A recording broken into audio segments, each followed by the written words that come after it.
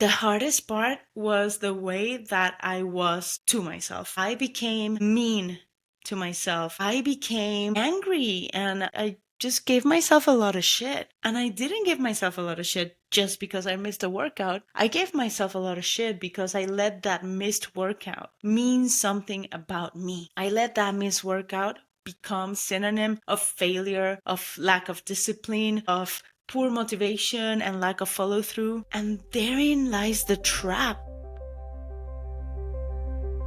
Hey there. Welcome to the Genies Project, a space where transformation is about becoming, not performing. Because self-development isn't about fixing yourself. It's about freeing yourself. Freeing yourself from expectations that don't fit, from stories that were never yours to carry, from rules that keep you from living fully, unapologetically like yourself. Each week, you'll hear real conversations, practical tools, and unfiltered truths, all designed to make self-growth feel natural and not like another impossible standard. This isn't just another self-help podcast. It's a movement, a space where we stop waiting for permission and start living life our way. So, why wait for 3 wishes when you can start freeing your genie one step at a time? Let's go. Hey there, and welcome back to the Genies Project. I am Nane, and today we're going to be talking about a mindset situation that feels like it's helping us, but might actually be the thing that keeps us stuck. And that is all or nothing thinking. You're probably as familiar with all or nothing thinking as I am, because if you've ever set a new goal, something that felt aligned, something that screamed full body yes for you, something that you were genuinely excited about, you probably went all in.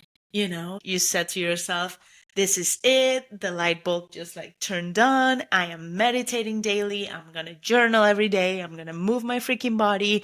No more late nights. No more junk food. This is my glow up era. We are ready to do this shit. And for the first few days, it works like pure magic. You feel powerful, structured, in control of your day. But eventually, we reach that one day. You know the day that I'm talking about. The day where you're tired, or simply life gets messy and you kind of forget to do the thing that you said you were going to do. And the minute you do, that little voice inside your head, that little all or nothing thinking demon kicks in and says, you blew it. What's the point now?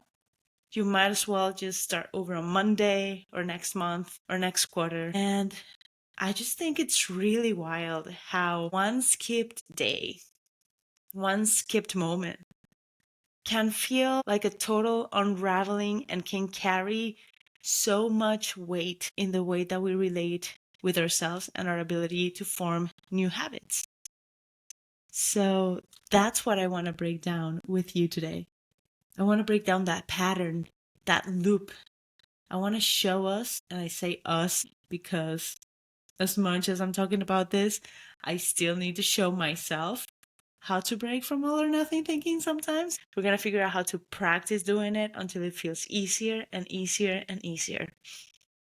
Because the truth is that that moment of quote unquote failure isn't about needing more willpower or needing more discipline or has anything to do with you really.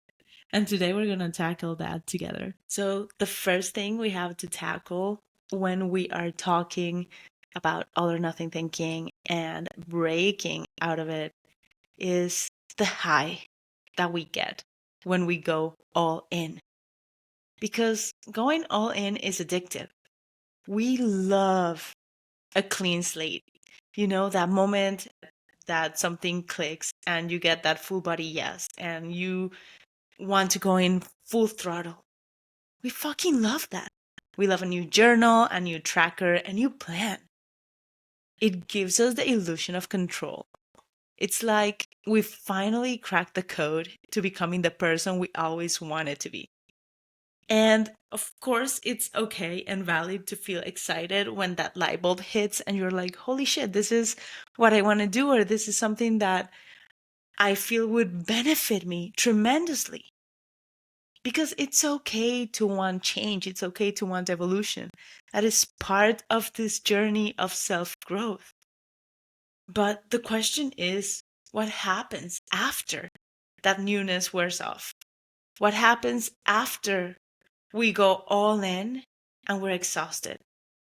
What really happens when you miss a workout, you eat something that's not on your plan, you snooze your alarm, and it feels like the whole thing, the whole idea, the whole plan and progress collapses in on you? Because it's not necessarily that the skipped habit is the thing that makes you feel like the world collapses and that you lost everything you've done. It's the shame spiral that follows.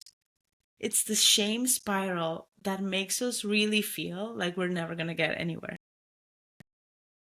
And I remember a very specific moment after the pandemic when I decided that I wanted to get back into high intensity training. I wanted to get back to pole dance Nane, athlete Nane.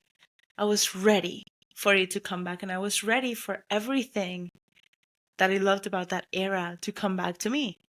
And so I made a plan. I bought my supplements. I had the playlist. I had my workouts in. The first week was fucking awesome. I crushed it, even though I could barely walk. But then the next week, I skipped a day. And then I skipped 3 days. And by the end of the month, I was back to where I started because I just kept going into this shame spiral of feeling like shit after doing one step backwards. And the frustrating thing of this, and I'm sure I'm not the only one that has had this issue, is that this shit happened for years. This was a cycle that happened. It's not like it happened once and then I course corrected and it never happened again.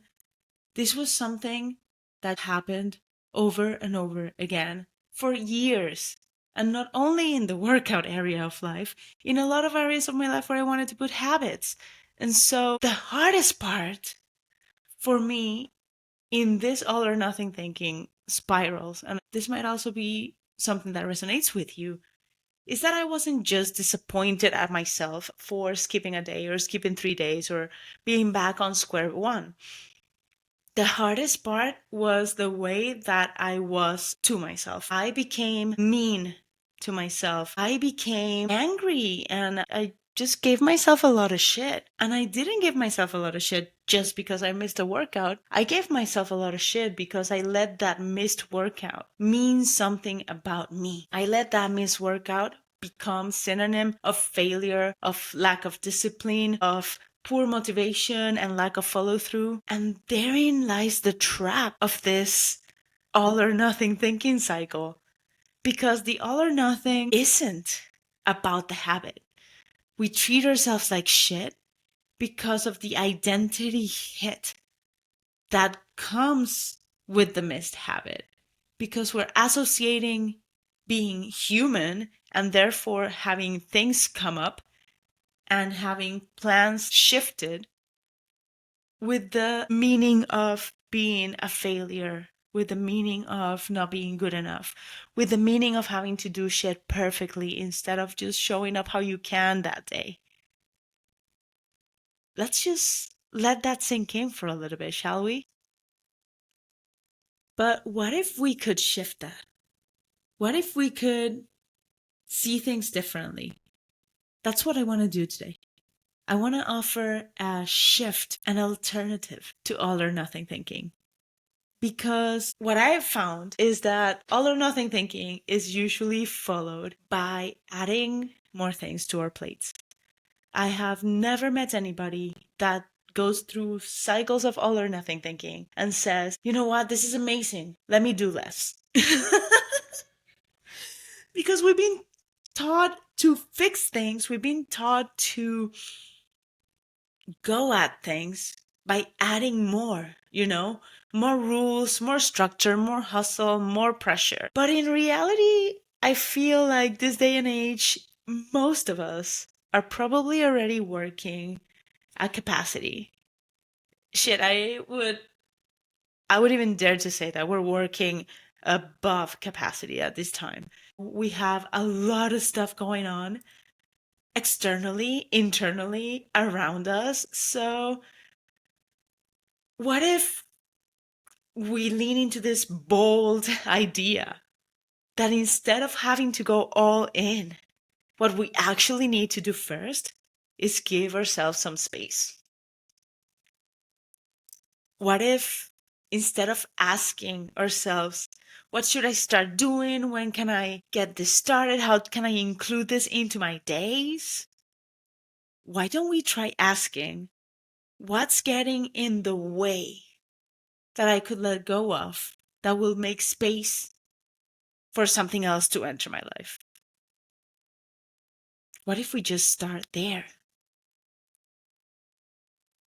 Here are just a few examples of what this could look like IRL, because I know sometimes it's hard to envision or to make sense of things when we've never done them before. So there was a season in my life where I kept trying to meal prep and eat clean, and at the same time trying to make it like really fancy and gourmet because I got bored of foods really fast. And that shit was exhausting. Like, if normal meal prep is exhausting, the whole process was overwhelming. Figuring out what I wanted to cook, getting the ingredients, then cooking, then cleaning, la la la la. Instead of doing that, when I decided to look at showing up for my body and for my fitness from the lens of what can I let go of, it made a huge difference. And the thing that actually helped me was that I stopped buying the one food that made me feel like crap every time that I ate it, which was pizza.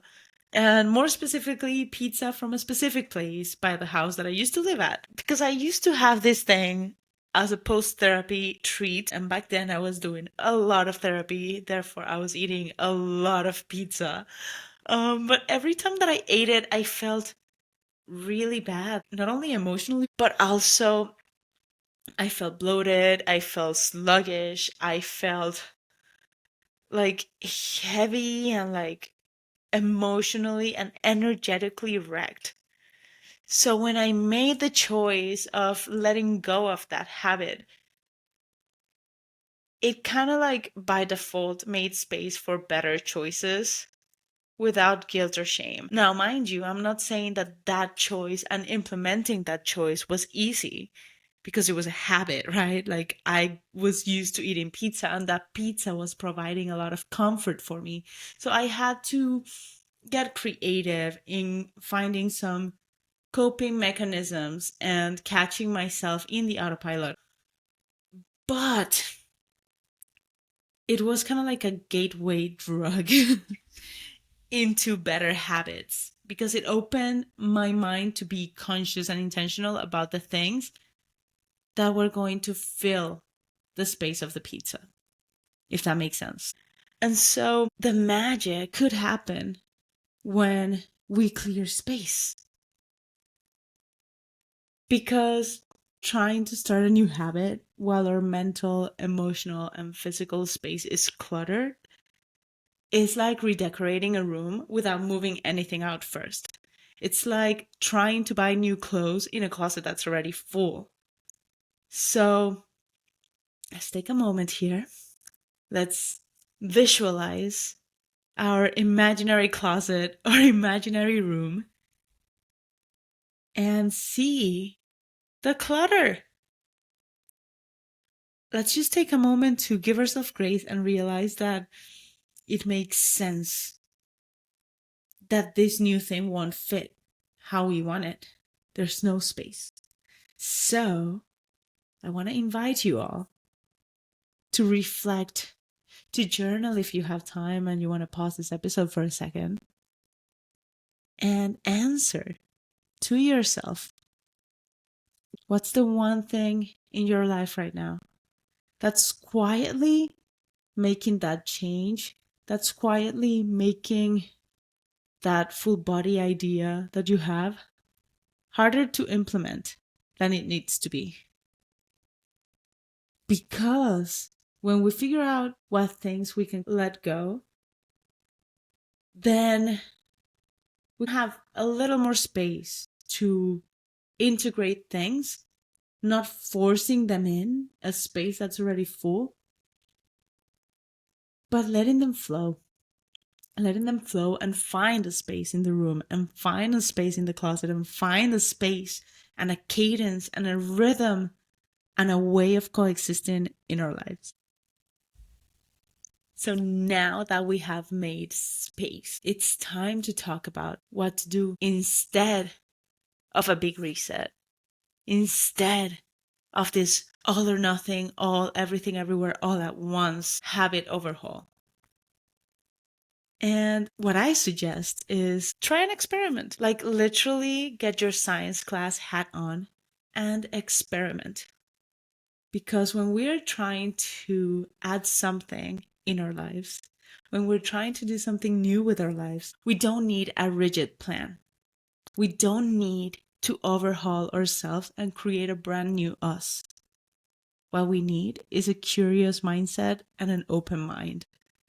So, whatever it is that you're trying to integrate into your life, I want you to approach it as an experiment. I want you to approach it as something you've never done before, as something you don't have the answers to, as something that you're still figuring out.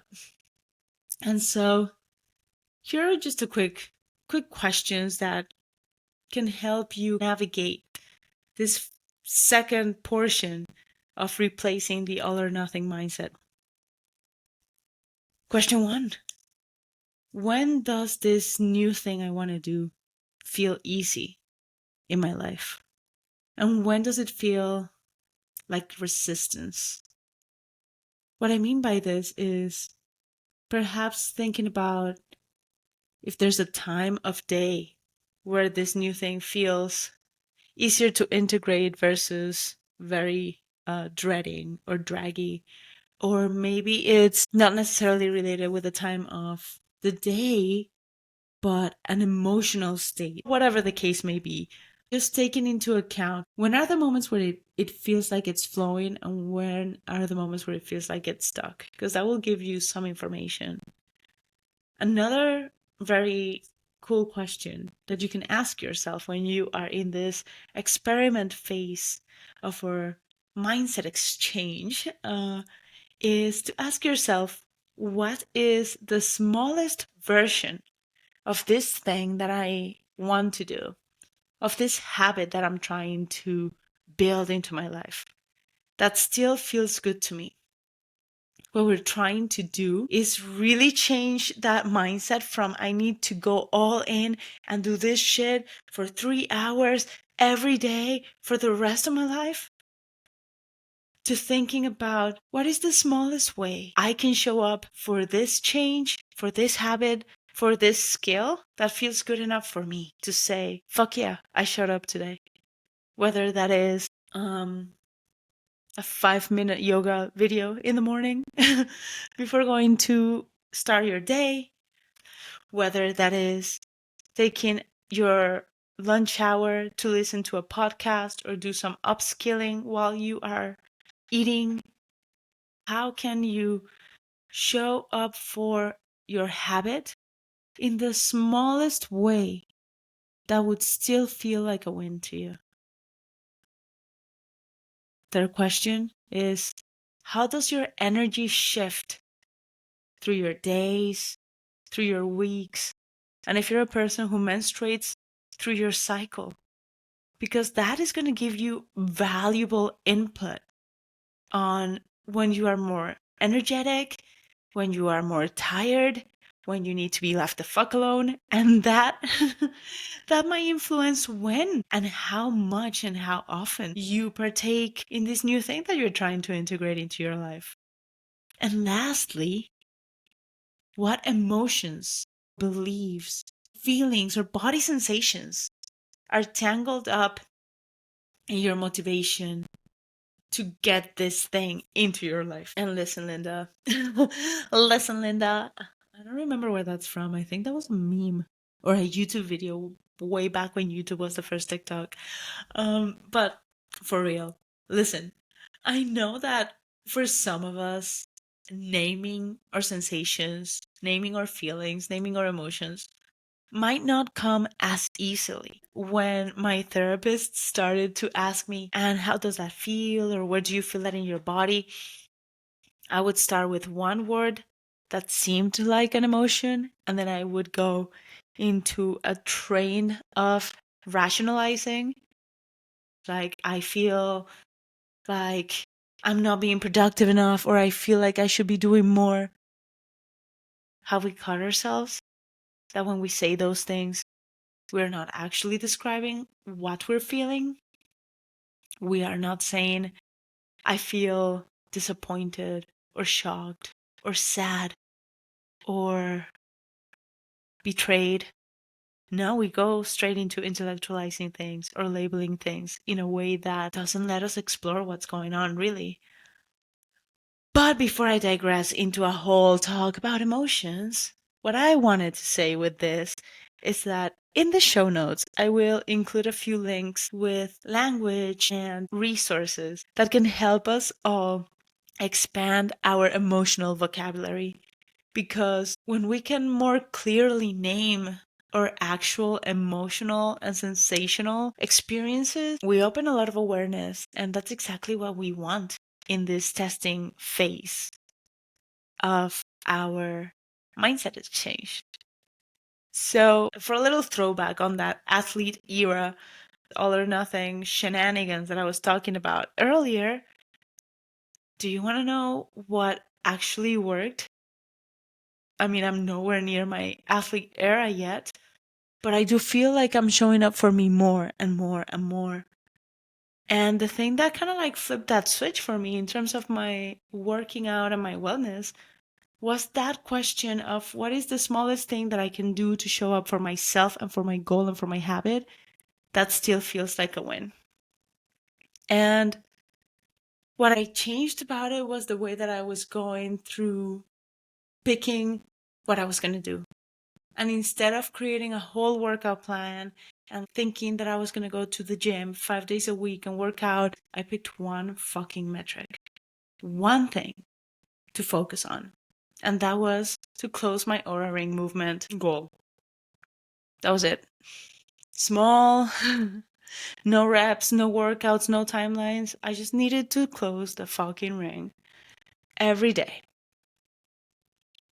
And the truth is that I don't really hit it every day, but I hit it most days. I hit it a lot of days. But now, when I don't hit it, I know why I don't hit it. I understand why I don't hit it. And more importantly, I let my body tell me when I don't need to fucking meet it. Because sometimes we're tired, because sometimes we're sick, because sometimes life is just life. And we run out of hours in the day and we have to prioritize other shit. But if a habit is important to you, it's not about focusing on the skip day. It's about focusing on how many other times you've actually showed up for yourself. So that when you don't show up, when you skip, you don't spiral anymore. You don't make it mean something about your worth anymore. Because you have fucking evidence from that small win, from that small threshold that you put yourself, that you actually do show up. And that is a huge, huge difference in how you can approach building whatever version of yourself you want to build now. And so now that you have cleared your closet or your room or your mental space, and you have experimented and collected some data and information and awareness about your habit and what happens to you, with you, and in you when you do the habit, it's time to build a system. And believe me, I know that the word system can feel cold, businessy, intimidating, or plain just fucking boring. But I want to offer you a reframe, because a system is literally just a series of things that help something work. And in this case, that series of things will help your life not only work, but work for you and with you. And that is so, so, so important. Because good systems, custom systems, support you. They don't restrain you. They don't box you in. They give you enough touch points that allow you to do your thing and grow. So here are some examples of what those systems can look like. Instead of saying no junk food ever, fuck that, you can just say, you know what, like I know I'm gonna eat junk food every now and then, but you know what I'm gonna do? I'm gonna keep it out of my house. Or those little snacks that really make me crash, those are the ones that I'm gonna keep out of my house. There was a time in my life where I went through this phase where I didn't want to eat red meat as much. I knew that I was gonna get cravings about it. So instead of saying, you know what, Vanessa, you're gonna be a pescatarian, I said, I'm just not gonna eat red meat at home. And because at that time I was also eating a lot at home, it made sense. Because now, if I really wanted meat, I had to make a conscious effort to leave my house and go to a restaurant. And that helped because I put little decision trees where every point on the road, I had to ask myself, do you still want to eat red meat? And sometimes the answer was yes all the way through, and I got my meat. No pun intended. But sometimes somewhere along the decision trees, I said, you know what, like, it's really not a big deal today. I don't want it. And that was fine. So, another example, instead of saying, I'm going to work out every day, you can say, on low energy days, I'll just take a little stroll through my lunch hour. But then the days that I have high energy, I'm going to go to the gym and fucking lift. Instead of saying, I'm going to wake up at 5 a.m. sharp and get my water of Saratoga and do my ice bath and have like my life together by 9 a.m., you can just say, I'm going to focus on getting good rest. I'm going to get myself a good night's sleep. Instead of saying, I'm going to build my whole side hustle after work, you can say, you know what, like I also deserve to rest a little bit after work. So instead of having to come out of work to work a little more, maybe I'll listen to an audiobook or a workshop or masterclass, and then I'm going to do 1 to 2 hours of deep hustle work a week, a day, depending on your bandwidth. Maybe instead of saying, I'm going to save $100 every month, but then I feel like I'm very stretched thin, you can start even smaller and say, you know what, I'm going to automate $10 to my savings. Small, sacred, no negotiable. You see, I'm giving you all of these examples, all of these beginning of systems to show you that it doesn't have to be this ultra complex way. And James Clear, the author of Atomic Habits, which by the way is a fantastic book, said it best when he says, you don't rise to the level of your goals. You fall to the level of your systems. So at this point, I'd love to invite you to ask yourself, does my system support who I actually am right now? And is my system flexible enough to grow with me to the next stage that I'm taking myself to?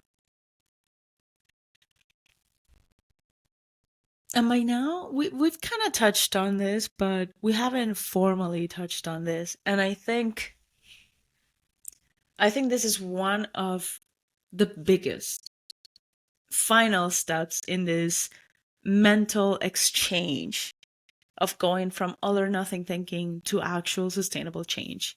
Because it's so different from all or nothing thinking. And this is scaling. Because when we know how to scale, both up and down, we build trust within ourselves.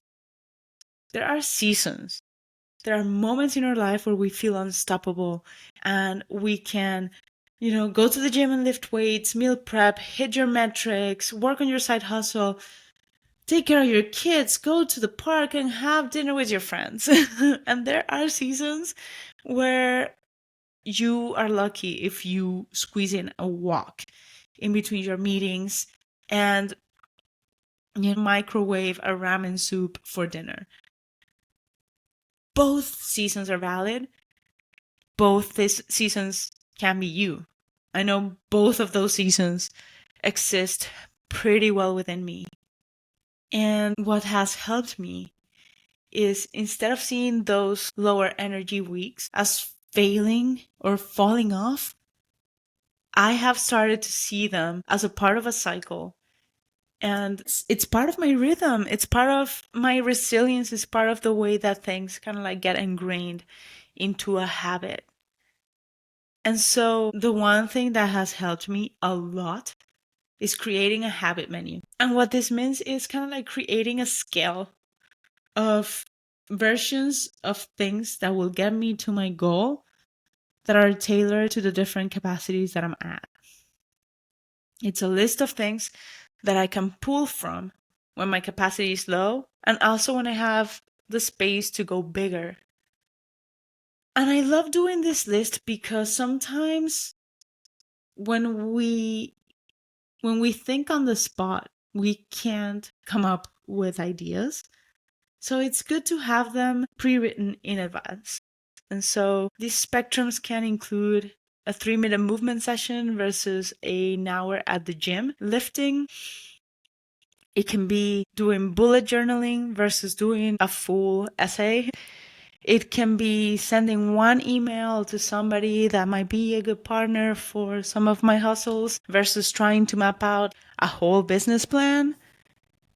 It could even be committing to one task that needs to get done and packaged and finished at my 9 to 5 versus having the energy and the grit and the hustle to move through my entire to-do list and finishing everything by EOD.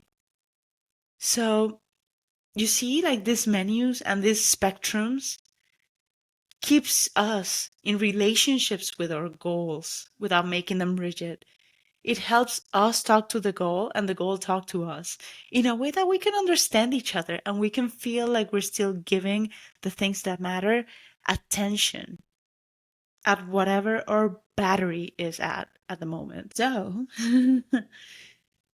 if you feel like you've been hard on yourself lately, if you feel like every time you start something, you're going to fall off. If you have asked yourself, shit, why can't I just get it together and do the thing?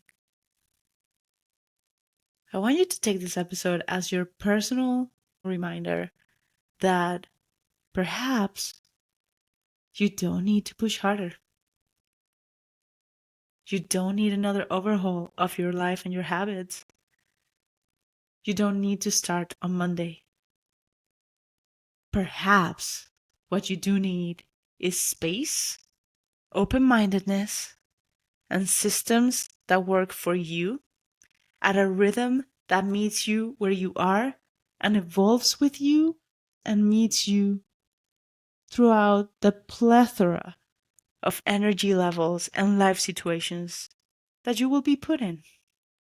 So this week, instead of going into all or nothing, instead of going full blast on that thing you want to do, don't add another thing to your plate. Subtract. Subtract one expectation, one drainer, one late night scroll that steals all of your energy. Clear space and just watch what shifts and what space opens for that full body yes that's waiting for you. So let me know at the Free Genies Project on Instagram or here on the episode. What is one thing you're subtracting this week to make change, to make that new idea feel easier to implement? Because I always love hearing what is shifting for you and how these episodes help you see things a little different, maybe.